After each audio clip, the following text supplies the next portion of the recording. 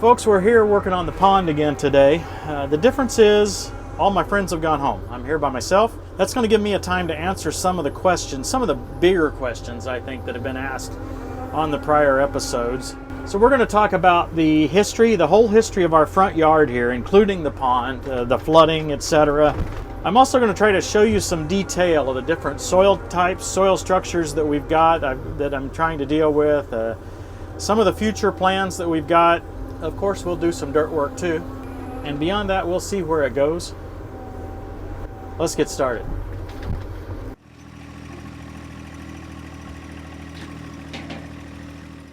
First, what I'm doing right now, and a little bit of our current status. I haven't worked on it for a week or so. I've been doing a lot of other things. Yep, we had a lot of stuff going on around here. And we had about an inch and a half, another inch and a half of rain after the other one I mentioned during a video with Ken. But we've had even more after that. But right before that big rain, I chose to try to get a lot of the muck out of the bottom of the pond. And I was pretty successful at that. This muck that I'm working right now used to be right out there, okay? Right down in there somewhere. And I got down in there, you can kind of see some tracks there, where I got in there and pushed all that muck to the side, or lifted it all to the side here with the Mini-Ex. So all I could do that day was just get it off to the side. I couldn't reach far enough to get it up out of the pond. Decided I would wait for another day. And the other aspect was I had my big 4-inch water line running right through here, and I wanted to make sure we were done, well, at least done temporarily with the draining of the pond before I went any further. So that's what I'm doing today, is trying to get this muck up on the side of the pond here, out of the way. I wish I could get it a little further, like always, but hey, I'm able to get it out of here. The muck I'm dealing with here is a little better quality soil than it is some places. There was a lot of good dark topsoil in this. Of course, you can see in that bucket right there, there's a lot of orange clay and I think a little bit of a sand look to that as well. Again, we'll try to talk about that a little more in a minute, but if you look at that right there below my bucket, you can see that's some really good black topsoil. So overall, this is plenty good for me to put on my yard when it's all done. I'll try to save some of this to put on the yard, and then some of the other clay I'll be able to use to fill in parts of the pond that we're not going to be keeping.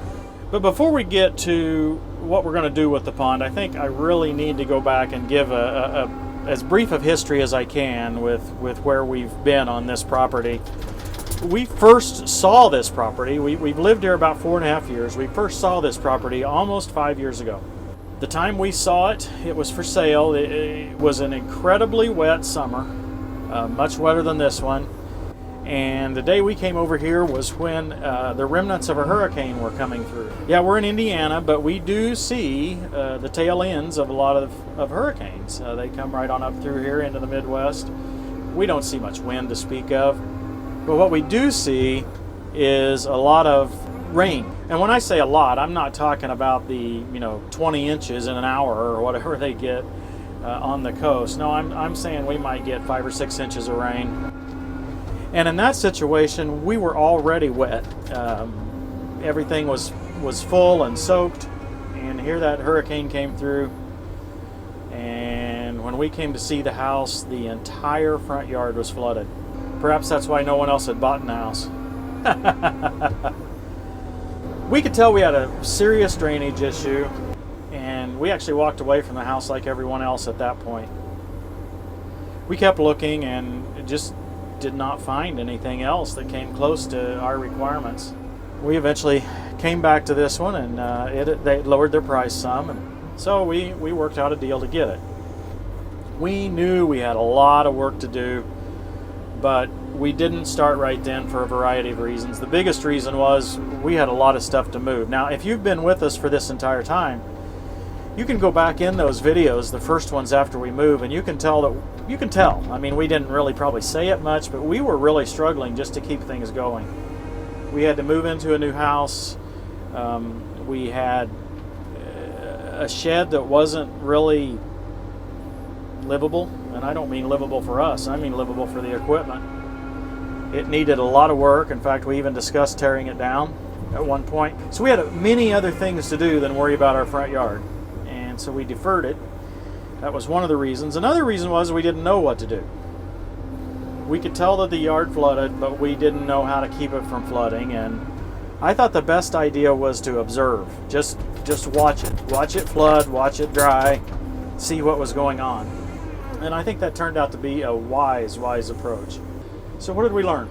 The first thing that I learned was that yellow standpipe, the yellow drainage tile, we call them here in the Midwest, was not large enough to drain what we need to drain here. So any solution we came up with had to work around that, right? So it wasn't as simple as just trying to get all the water to run to that drainage pipe. We were going to have to get the water off the surface, get it off of our property and onto somebody else's property. Now, of course, some of you may kind of know how water is dealt with here in the Midwest, and others may not. Water is referred to as a common enemy here. And if I can simplify this the best I can say that every landowner has to work for the common good to try to get the water off of everyone's property. In simple terms, that means if your land is lower than your neighbor's land, then you need to accept their water. Okay? That's just the way it goes. You cannot put up a dam right at the edge of your property and keep everybody else's water from coming into your property. And if you think about it, that makes perfect sense. Why would I have the authority to build a dam and essentially create a pond on my neighbor's property upstream from me? You say, well, that's horrible. That means you have to take everybody else's water. Well, the folks that are downstream have to take your water. And it's something that we all work together on. Now, it's especially bad here because it is so flat and so swampy, natively swampy in this area, that there's a county drainage district or drainage, a government organization, you might say, that works together for the drainage. So after we had done some observations, I had them out to help me understand what we could do with our property. They brought some GPS surveying equipment so we could look at heights of the various parts of our property, and I don't think we have any video of their GPS equipment out. But the net is they suggested that we needed to drain our property to the east, and it looks essentially impossible to do such draining. But sure enough, there is kind of a ditch that's been made, I think maybe kind of man-made actually, to drain this section of the property in that direction. Now, of course, that's not our property, so even though the neighbor had a responsibility to keep our property drained, in practicality, you still have to work that through. It took us a long time to get that worked through, and quite frankly, some of that didn't happen until the property sold for the new subdivision that's coming up. And at that point, I knew we had a new owner. I knew we had an owner that wasn't really interested in the agricultural aspects, and so they weren't going to be too concerned. I also talked with them about the situation. So to cut that part of the story short, again without any video, I took my rear blade, my Rhino rear blade, and cut maybe 3 or 4 inches off of out of that ditch where mud had settled in there. So I lowered that drainage ditch out to the east. That kind of lowers the outlet, and that helped some. That's not enough. We had to do more. We still needed to keep the water from going into our pond. So let me back up a little bit. Some folks said, oh, well, all you need to do to fix your drainage problem is to dig your pond deeper so it'll hold more water. Well, I guess that never really made a whole lot of sense to me. I mean, a deeper pond, it doesn't matter how deep it is. If it's full, as soon as it gets full, it's going to overflow. So, and it's eventually going to get full. A deeper pond on its own wasn't going to help. We recognized that we had to get the water away from the pond instead of quickly into the pond, because no matter what happened, we were going to be flooding once our pond got full. So at that point, I was beginning to understand, and then it was just a matter of planning. So this has been a multi-year execution of this plan, and the first step was to dig the swale along the east side of the property. And that is essentially why we pursued the laser equipment. And that's the first time we used it, was creating that swale. We had no fall whatsoever all along the east side of our property. And we had to try to get water to drain with no fall at all. So we still have no fall at all, no change in elevation along that side, but we have the swale perfectly flat, and that will, for the most part, get the water away. You know, there's a little bit of water that stands there just simply because there's no slope in it, but it does keep that water coming from the east and southeast. It gets that water off of our property before it gets to the pond. And that worked almost perfectly. And then the next year, last year, we decided to work on two of our problems at once. One of our problems I haven't even mentioned yet, and that's that we had the ugly hump from the original digging of the pond. And so we worked last fall to take that hump down, spread all of that soil out across the yard. But a more subtle piece of that was to fix a swale, a very nice drainage swale, from the road ditch all the way around to that eastern outlet. Again, the idea being keep the water that comes to us from across the road. Again, we're lower than across the road. We have to accept that water. Keep the water that comes from across the road going on down the ditch and off of our property rather than into our pond. And that was done last fall.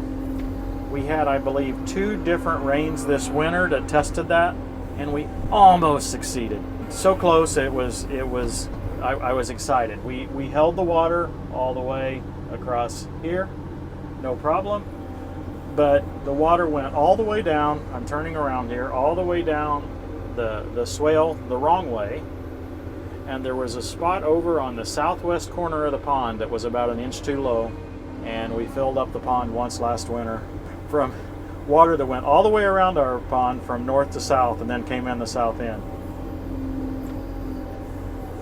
Let me just say, when we're that close, we're going to be able to fix it. So that kind of brings up another question. People are saying, what are you going to do with all the dirt that you take out of the pond? Well, part of it's going to go at that south end to make sure that water can't get into the pond from there. So we'll build it up a few inches. It really doesn't need to be much.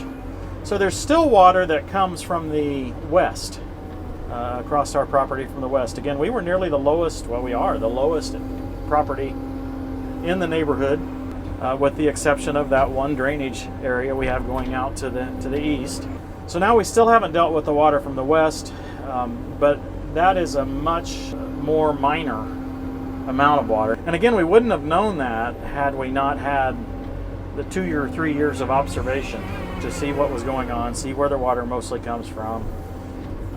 And so it just takes time to understand how things work.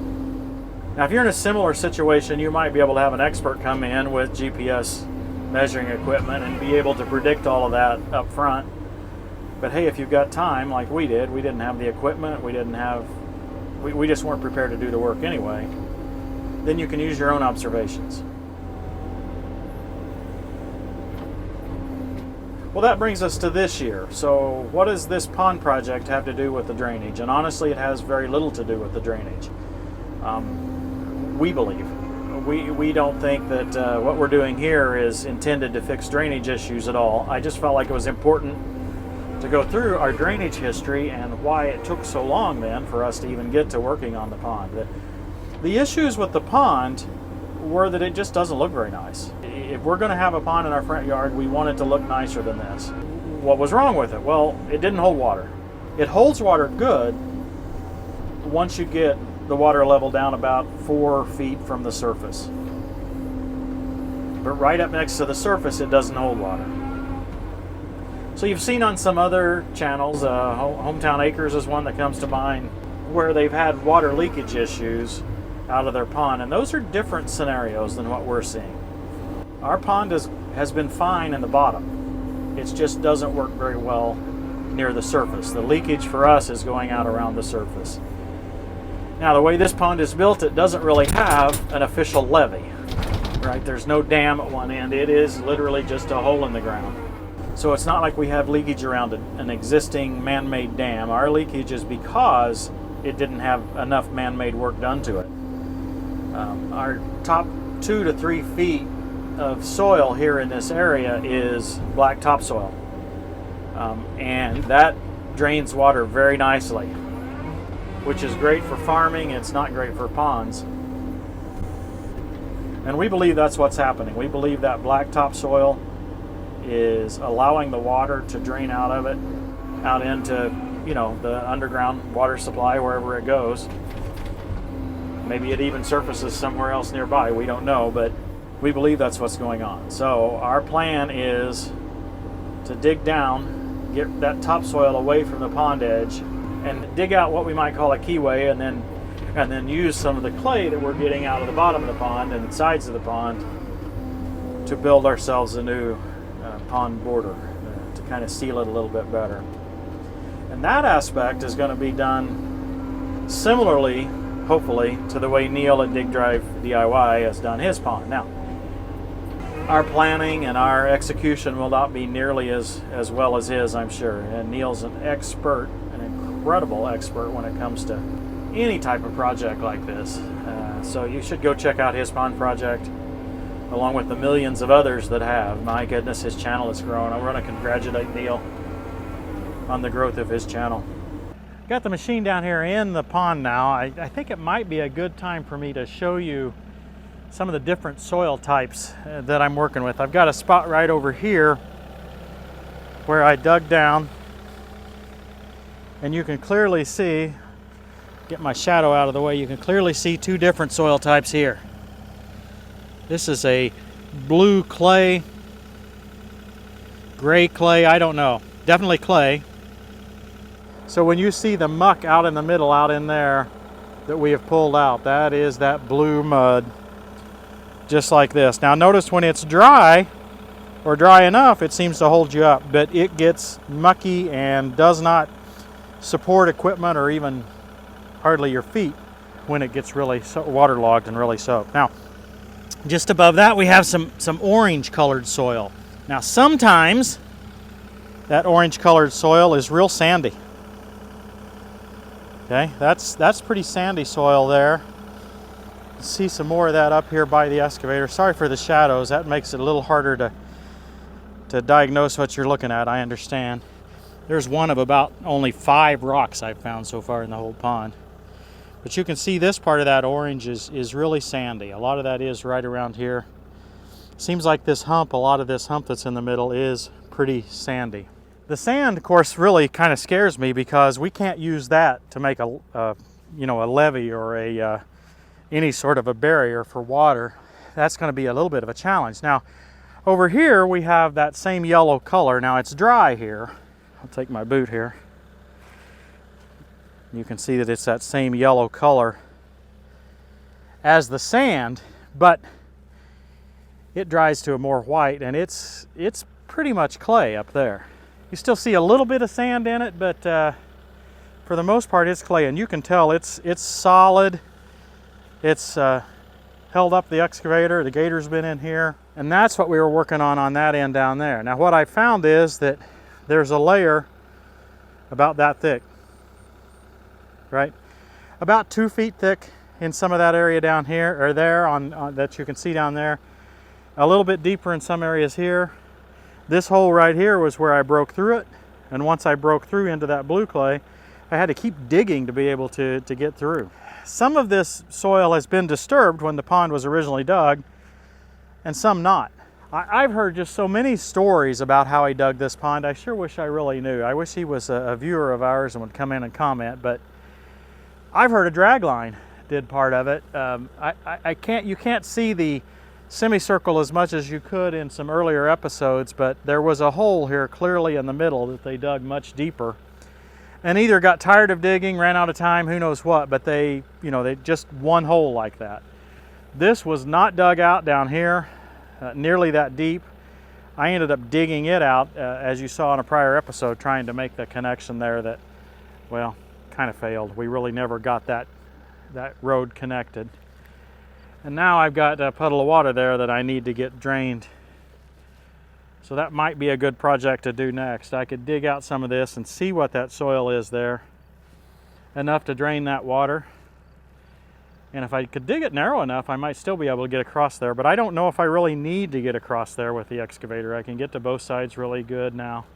We got a little bit more, anywhere you see grass like that, you know that there's topsoil there and some muck to be taken out. And I'll eventually get the pump back in here, drain the whole thing again, but I don't think I need to do that right now. I sure wish I was a soil science expert. I think I've deduced enough what'll hold water and what won't. What I don't know is when I see a little bit of sand in this clay, is that going to be enough to leak? Or by the time I mix it all in and it's not one contiguous vein or layer, am I going to be able to hold that as the levee, you know? So really a lot of this dirt here would be really good for me to use, or what I think I'd like to use for that border around the outside. I need to come up with a term for that. It's hard for me to fully describe the vision because probably to you guys it just looks like a bunch of a variety of holes in the ground. That's the way it's turned out for me too. But I still have the same vision of wanting to cut the topsoil out around the edge, okay? And when I get the topsoil cut out, I want to build that back in with clay, which presumably will not allow water to soak through it and get out. A little bit more muck in here I probably need to get out too. Definitely some in there, but I don't really have to go a whole lot deeper. So that's sort of optional to get some of that muck out of there, and it sure is painful to deal with the totally waterlogged and soaked muck. So I'm not going to worry about that right now. Instead, I'm going to try to complete this higher level that I had started the other evening before the rains. This is working really well, by the way. You can see that I've got a lot of it piled up there all the way up to the side, and now I'm piling up another pile here that, yeah, I'll have to move it twice, but I can't get a tractor in here, so this is still probably the most efficient way with the equipment that I have. I've dug a little ditch here now between the upper water hole and the lower water hole, so I'm going to open that up now.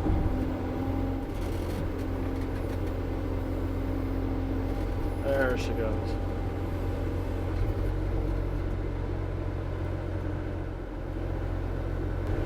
Well, that looks like that's going to get most of it. That gets you a chance to see some of that blue clay too that I've just uncovered there. A lot of times it gets kind of an orange layer right over the top of it after a rain from the erosion from the sides here. I had an expert yesterday come in, actually a retired farmer, dealt with these soils of this particular area for years and years and years, and he helped me analyze the different soils that I've got and just take a look at this and figure out which will hold water and which won't. And that's given me a lot of confidence here on the plan of attack we're going to take.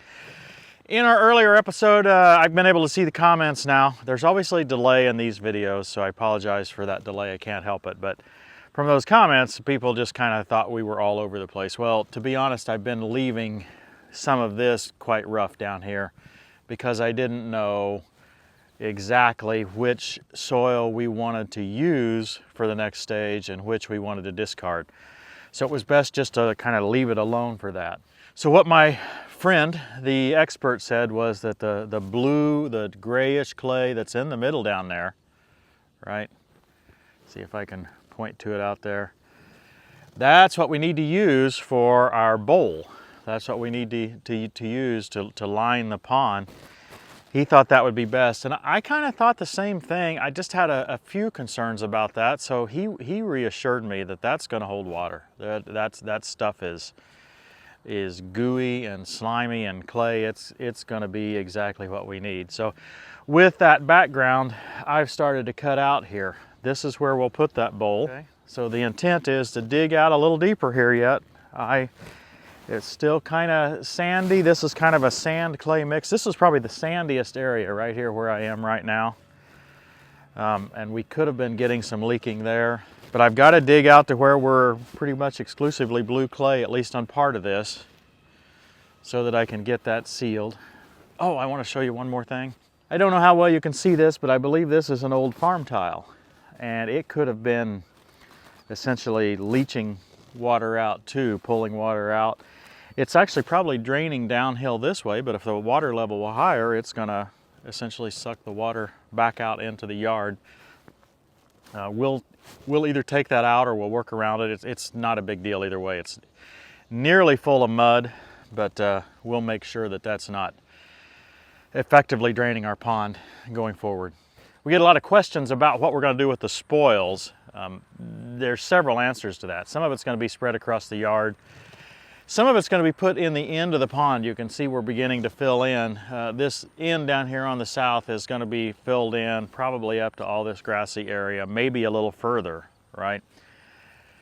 Unfortunately, I'm not sure that's enough. I think we're going to have more spoils than that by the time we get this dug out sufficiently deep for what I'm looking for. Just to reiterate, we wanted this pond deeper. We want it deep along the edges so we don't get cattails. And the other major goal is to get it so that we can fill it completely up.